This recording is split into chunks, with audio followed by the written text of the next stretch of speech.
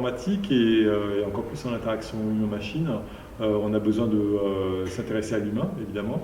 Et donc l'objectif de notre groupe, ça va être notamment de nous inspirer des théories et modèles issus de la psychologie pour concevoir des systèmes informatiques et des systèmes interactifs qui vont être, on va l'espérer, plus performants, plus intuitifs. Et symétriquement, si on va utiliser ces systèmes, et on va en concevoir pour qu'ils nous permettent de mieux comprendre comment fonctionne l'humain.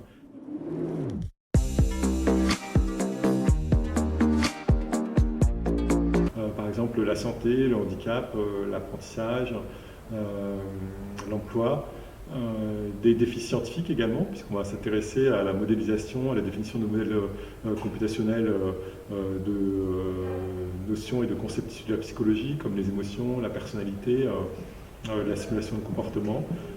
Et pour cela, on va également aller chercher des problèmes particulièrement pertinents dans des domaines d'application comme la santé, notamment les technologies dites motivationnelles pour motiver l'activité physique ou à la nutrition, mais aussi d'autres projets liés par exemple à l'apprentissage de compétences sociales pour aider les jeunes à passer des entretiens d'embauche, à trouver des stages, que ce soit pour des personnes dites tout venant, mais également des pathologies. Là, on pense notamment aux troubles du spectre de l'autisme, sur lesquels on a travaillé dans le cadre de plusieurs projets avec des jeunes adultes, des adolescents, mais également des enfants.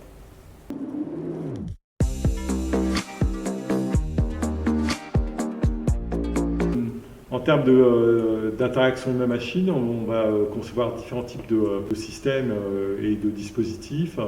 On a beaucoup travaillé sur les humains virtuels, des personnages animés interactifs avec qui on va pouvoir communiquer via les gestes, la parole, par exemple. Et sur les projets, on va s'intéresser par exemple à certaines modalités mais plus particulières comme les expressions faciales, le dialogue ou le mouvement du corps. On va aussi s'intéresser à l'intégration de ces personnages virtuels dans une interaction plus tangible, dans lequel on va par exemple manipuler avec ces objets virtuels, ces personnages virtuels, des objets à la fois tangibles et virtuels, ou d'autres manières de stimuler la modalité haptique par exemple. Donc à la fois de l'interaction humain-machine virtuelle, mais également de l'interaction humain-machine tangible.